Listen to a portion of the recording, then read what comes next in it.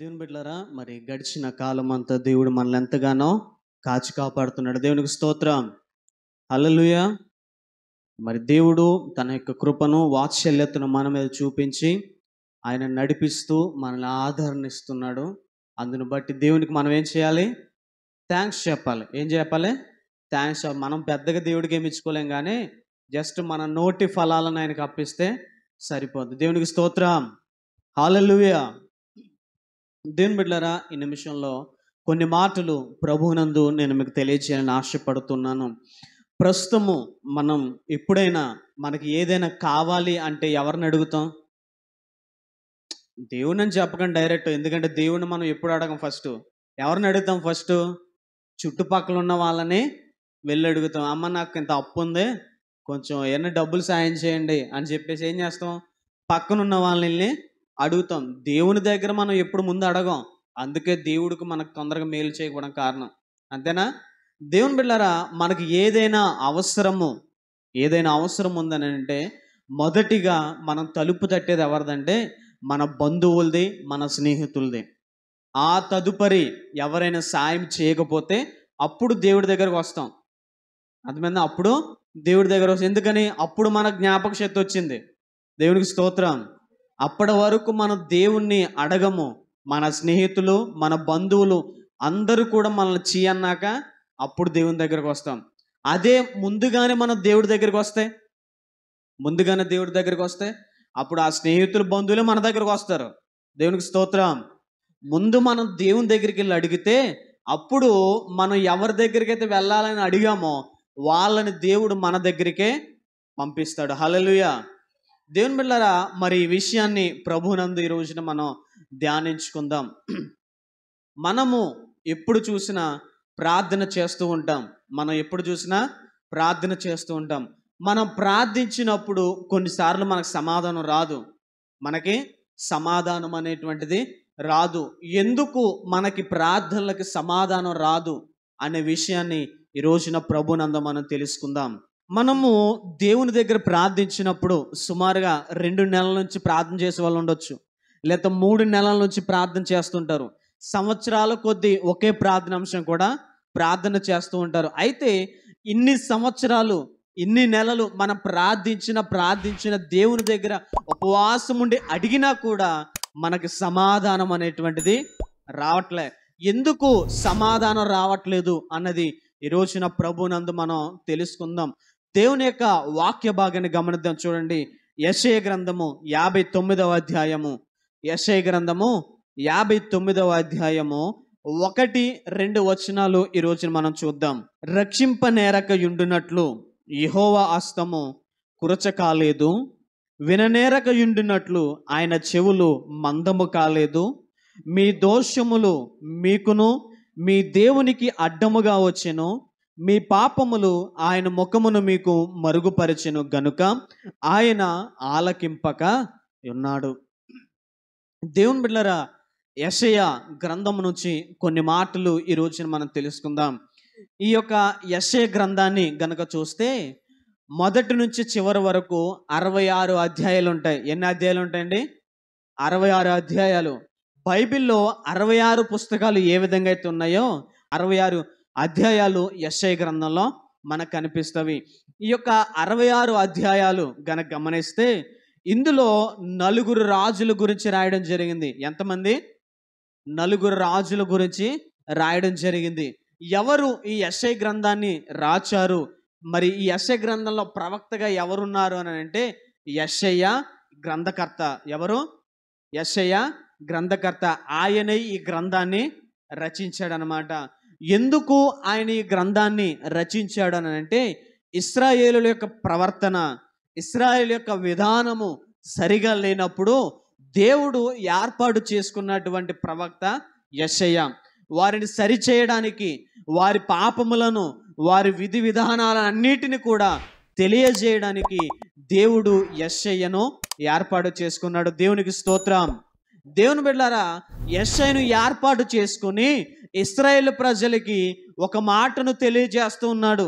ఏమని తెలియజేస్తున్నాడంటే, దానికి ముందుగా ఇశ్రాయేల్ ప్రజలు దేవుని దగ్గర ప్రార్థిస్తూ ఉన్నారు. ఇశ్రాయేల్ ప్రజలు దేవుని సన్నిధానంలో మొరపెడుతున్నప్పుడు దేవుడు ఇస్తున్నటువంటి వాక్కు, దేవుడు యెషయాకు తెలియజేస్తున్నటువంటి వచనము ఏమిటి అని అంటే చెప్తున్నాడు, యెషయా నీవు ప్రజల దగ్గరికి వెళ్ళు, నీవు ప్రజల దగ్గరికి వెళ్ళి ఈ విధంగా చెప్పు, దేవుడు సహాయము చేసేటువంటి వాడు, మనం అడిగితే ఆయన ఇచ్చేటువంటి వాడు, నువ్వు ప్రార్థిస్తే నీ ప్రార్థన ఆలకించేటువంటి వాడు, నువ్వు సహాయము కోరి తలుపు తడితే ఆయన తలుపు తీసేటువంటి దేవుడు, ఆయన ఆశీర్వాదాలు, సమాధానాలు, అనేకమైనటువంటి దీవెనలు ఇచ్చేటువంటి వాడు, నీవు నమ్మినటువంటి దేవుడు. ఇశ్రాయేలుకు ఎప్పుడైతే ఈ విషయాన్ని ఆ ప్రజలందరికీ తెలియజేస్తున్నప్పుడు, ఒకవేళ దేవుడు మన ప్రార్థన ఆలకిస్తున్నాడేమో, యెషయా ద్వారా ఏదైనా సమాచారాన్ని మనకిస్తున్నాడేమో అని ఇశ్రాయేలు ప్రజలు ఆ రోజున ఎదురు చూస్తూ ఉన్నారు. అయితే దేవుని బిడ్డలారా, దేవుడు ఉన్న పలానా ఒక మాట చెప్పాడు. ఏమన్నానంటే, ఒరేయ్ మీరు ప్రార్థిస్తున్నారు కదా, మీరు దేవుని దగ్గర మొరపెట్టుకుంటున్నారు కదా, మరి అయినా దేవునికి మీ ప్రార్థనకు సమాధానం ఎందుకు ఇస్తలేదన్న విషయం తెలుసా మీకు? అమ్మా, ఎందుకు మీరు ప్రార్థిస్తున్నా కూడా దేవుడు సమాధానం ఇవ్వట్లేదన్న విషయం తెలుసా మీకు అని యెషయా ద్వారా దేవుడు తెలియజేస్తున్నాడు. మరి ఎందుకు ఆయన సమాధానం ఇస్తలేదు ప్రభువా, ఎందుకు ఆయన సమాధానం ఇస్తలేదు యెషయా గారు అని అడిగితే, యెషయా అంటున్నాడు, దేవుడు మీ ప్రార్థన వింటలేదు అని అంటే ఆయన చెవిటివాడేమీ కాదు.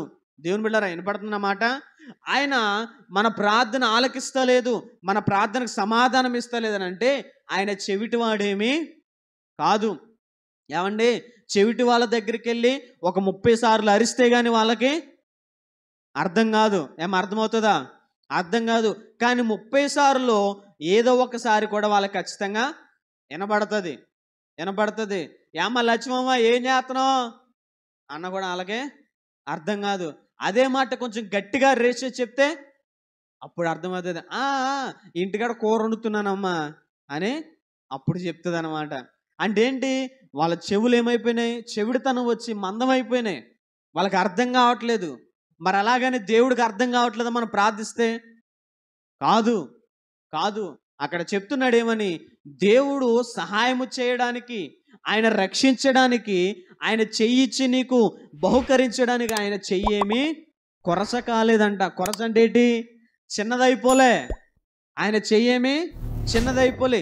ఇచ్చినంత వరకు ఏమొస్తే చాలా మంది చేతులు పెద్దగా ఉంటాయి. అరే ఆడి చెయ్యి పెద్దదరా, చాలా పెద్దగా ఇస్తాడు వాడు అని మనుషుల మాట ఉంటుంది.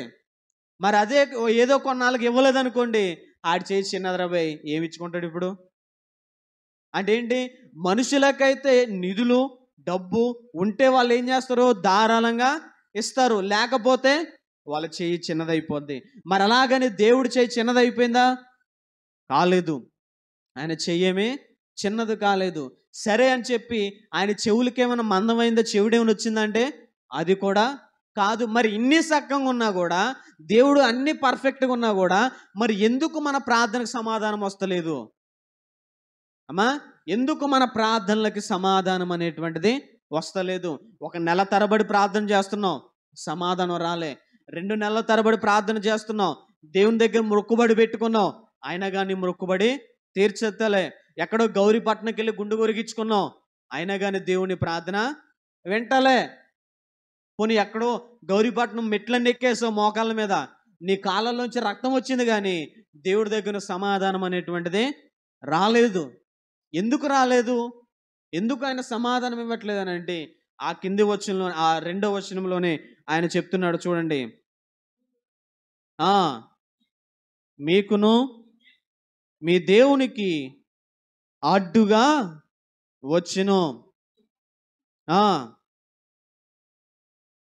ఆయన ముఖమును మీకు మరుగుపరిచెను. దేవుని బిడ్డలారా, ఎందుకు ఆయన మన ప్రార్థనలకు సమాధానం ఇస్తలేదు, ఎందుకు ఆయన మన ప్రార్థన వింటలేదు అని అంటే, ఒక మాట చెప్తున్నాడు ఇశ్రాయేలుకి, ఒరే బాబు మీరు ప్రార్థిస్తున్నారు కదా, మీరు ప్రార్థిస్తున్నప్పుడు అడ్డుగా ఒకటి ఉంది. ఏంటది? గోడ కాదు. ఎవరైనా మనిషి అడ్డుగా ఉన్నారా? లేదు. మరి ఏం అడ్డుగా ఉందని అంటే, మన పాపములే దేవునికి అడ్డుగా నిలబడుతున్న. దేవునికి స్తోత్రం. దేవుని బిడ్డలారా, మన పాపములు దేవుడికి నీకు మధ్యలో ఉన్నాయంట, అడ్డంగా ఉన్నాయి. వాటిని దాటుకొని వెళ్ళేటువంటి కర్ర టైపు అడ్డంగా లేదు అది. వాటిని దాటుకొని వెళ్ళే గోడగా లేదు. మరి ఏంటనంటే దేవుడి ముఖాన్ని కూడా అవి ఏం చేస్తున్నాయి? మరుగుపరుస్తున్నాయి. ముఖాన్ని ఏం చేస్తున్నాయమ్మా? మరుగుపరుస్తున్నాయి. సూర్యగ్రహణం ఏర్పడుతుంది కదా. సూర్యగ్రహణం ఏర్పడినప్పుడు ఏమవుతుంది? భూమండలం అంతా చీకటిగా మారిపోద్ది. లేకపోతే సూర్యగ్రహణం ఏర్పడినప్పుడు అమావాస్య అంటాం కదా, దాన్ని ఏముంటుంది? చీకటిగా ఉంటుంది. దానికి అర్థం ఏంటి అంటే సూర్యుడు ఇచ్చేటువంటి వెలుతురికి ఏదో ఒక గ్రహం అడ్డుగా వచ్చింది. ఏంటమ్మా? ఏదో ఒక గ్రహం అడ్డుగా వచ్చింది. అందుకే వెలుతురు అనేటువంటిది రాలే. అందుకే మనకు వెలుతురు అనేటువంటిది కలగట్లేదు. అమావాస్య అనేటువంటిది ఏర్పడింది. అమావాస్య రోజున చంద్రుడు కనిపిస్తాడా? కనిపించడు. మొత్తం చీకటిగా ఉంటుంది. నక్షత్రాలు ఏమీ కనిపించవు అన్నమాట. అంటే చీకటిమయం. దేవుడికి నీకు మధ్యలో ఏం అడ్డుగా ఉన్నానంటే పాపములు అనేటువంటివి అడ్డుగా ఉన్నాయి. ఈ పాపములు ఏం చేస్తున్నాయనంటే నీ ప్రార్థన దేవుడి దగ్గరికి వెళ్ళనిస్తలే. వెళ్ళనిస్తలేదు. అలాగే దేవుని ముఖ దర్శనము నీకు కలగకుండా ఆ పాపములు ఏం చేస్తున్నాయి? అడ్డుగా ఉంటున్నాయి.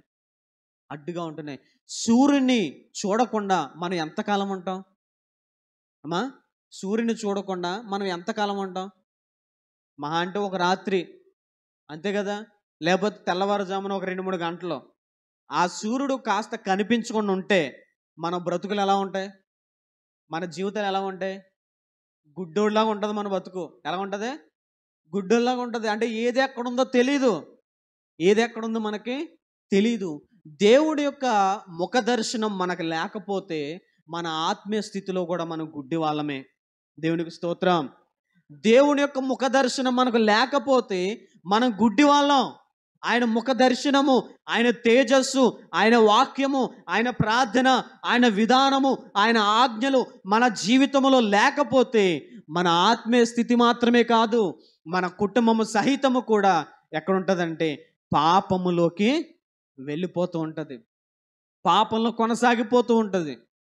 దేవుని బిడ్డలారా, దేవుడు ఒక విషయాన్ని కనుక మనం చూస్తే, మనం ప్రార్థిస్తున్నప్పుడు కానీ మనకు సమాధానం రాకపోవడానికి ఒకవేళ ఒక విషయాన్ని గమనించండి, మన పాపములు దేవుడికి నీకు అడ్డుగా ఉన్నాయేమో. మనం ప్రార్థించినప్పుడు సమాధానం వస్తలేదు అయితే దానికి అడ్డుగా ఏముందన్నది మనం తెలుసుకోవాలి.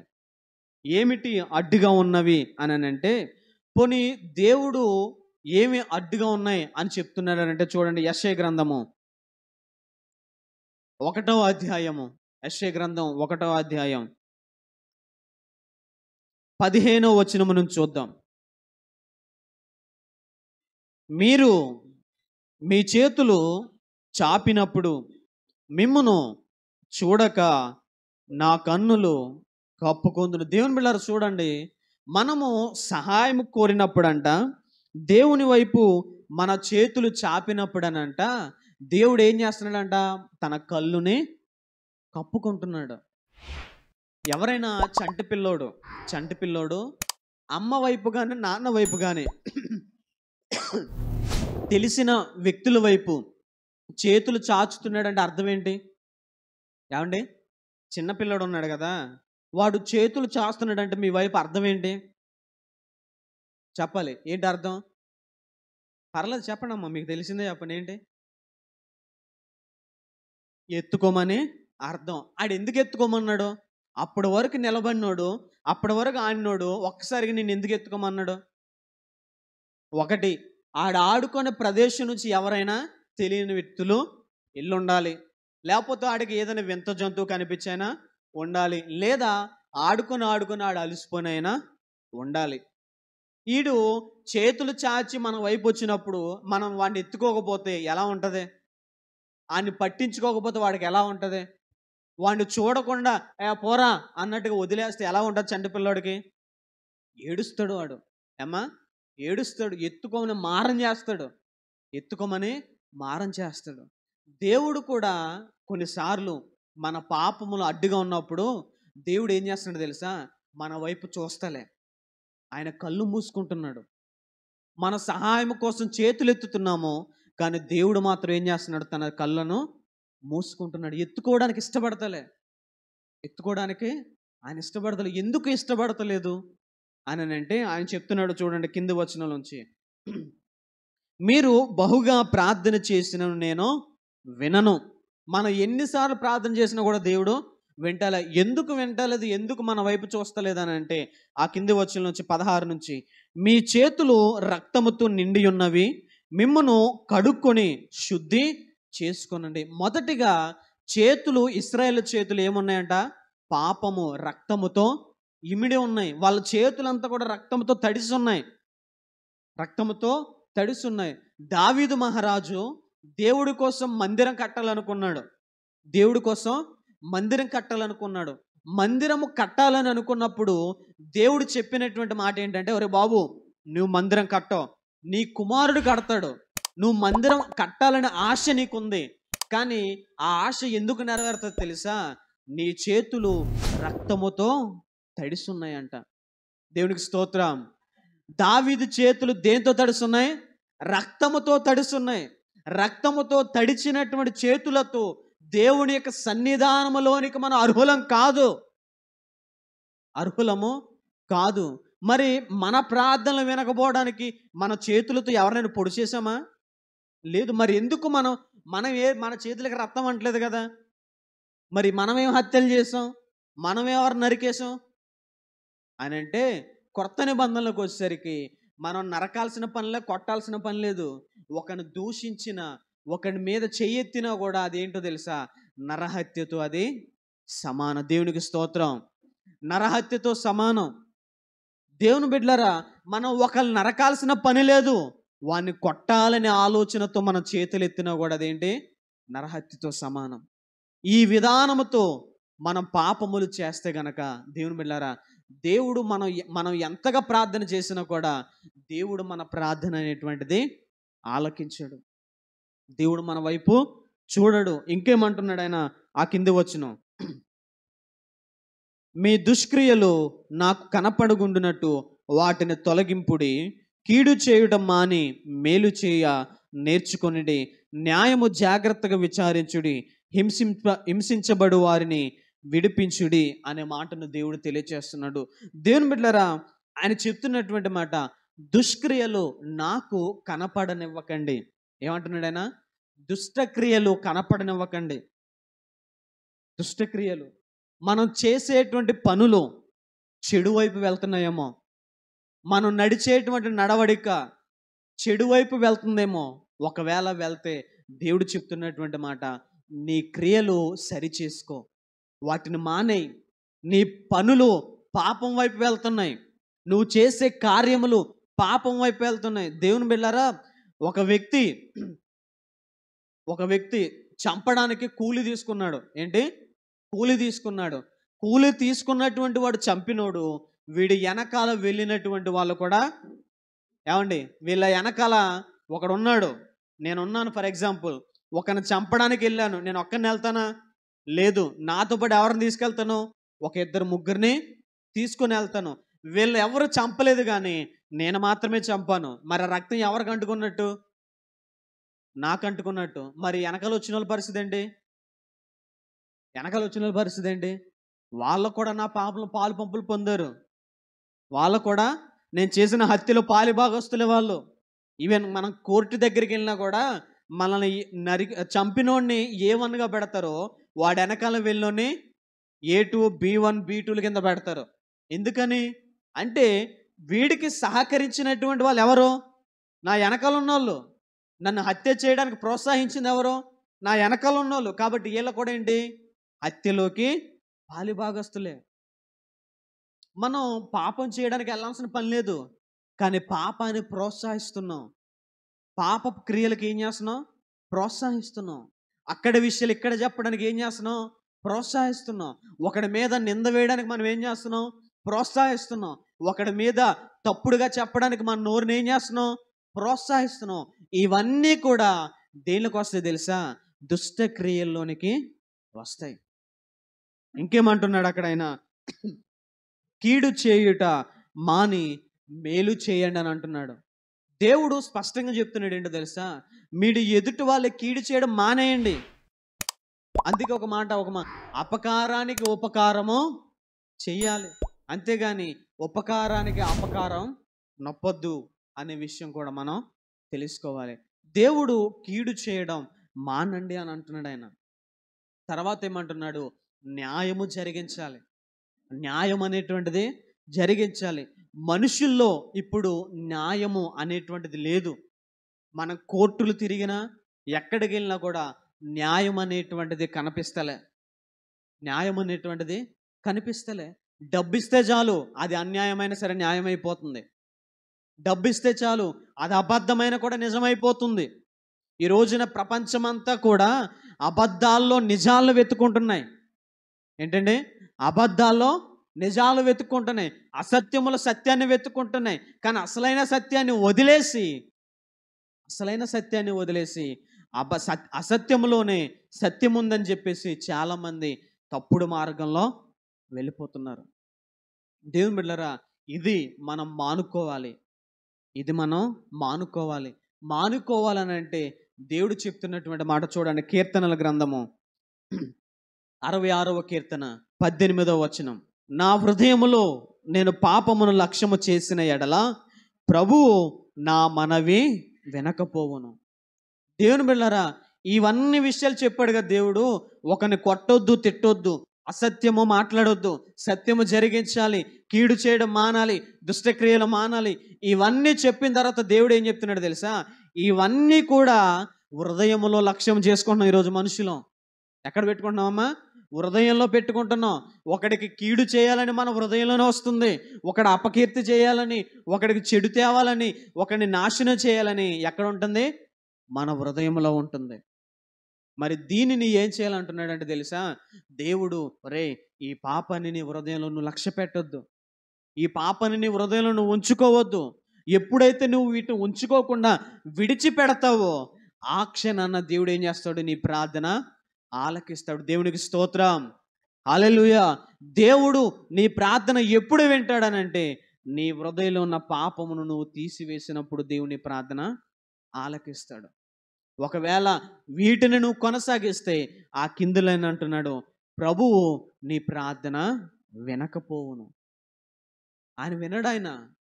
దేవుని బిడ్డలారా, మన పాపములను మనం విడిచిపెడితే, మన పాపములను మనం ఒప్పుకుంటే మన ప్రార్థన వినడానికి ఆయన సంసిద్ధంగా ఉన్నాడు. దేవునికి స్తోత్రం.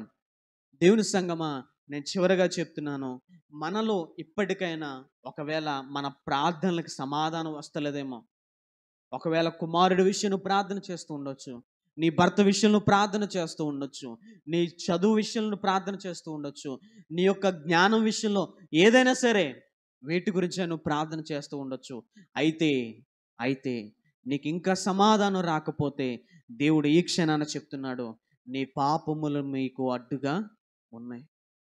నీ పాపములు దేవుని యొక్క ఆ ముఖ దర్శనమును అవి మరుగు చేస్తున్నాయి, అవి దాచిపెడుతున్నాయి. వాటిని గనక మనం ఒప్పుకుంటే, వాటిని గనక మనం విడిచిపెడితే దేవుడు చెప్తున్నటువంటి మాట, నీ ప్రార్థన నేను ఆలకిస్తాను. దేవునికి స్తోత్రం. నీ ప్రార్థన నేను వింటాను. ఎప్పుడో తెలుసా? వాటిని ఒప్పుకొని విడిచిపెట్టండి. నీ పాపమును నీ హృదయం లక్ష్య పెట్టకుండా వాటిని విడిచిపెట్టిన క్షణాన నీ ప్రార్థన నేను ఆలకించి నీకు ఉత్తరం ఇస్తానని దేవుని యొక్క భక్తుడు సెలవిస్తున్నటువంటి మాట, దేవుడే పలికిస్తున్నటువంటి మాట. చూడండి, ఆ ఇర్మియా గ్రంథం 33వ అధ్యాయం 3వ వచనం అని అంటున్నాడు, నాకు మొరపెట్టుము, నేను నీకు ఉత్తరం ఇచ్చేదను. దేవునికి స్తోత్రం. నీవు నాకు మొరపెట్టుము, నేను నీకు ఉత్తరం ఇస్తాను. నీవు గ్రహింపలేని గొప్ప సంగతులను, గూఢమైన సంగతులను నీకు తెలియజేస్తాను. ఎప్పుడు తెలియజేస్తాను అంటున్నాడంటే, నీ పాపంను ఒప్పుకున్నప్పుడు నాకు మొరపెట్టు, నేను నీకు ఉత్తరం ఇస్తాను.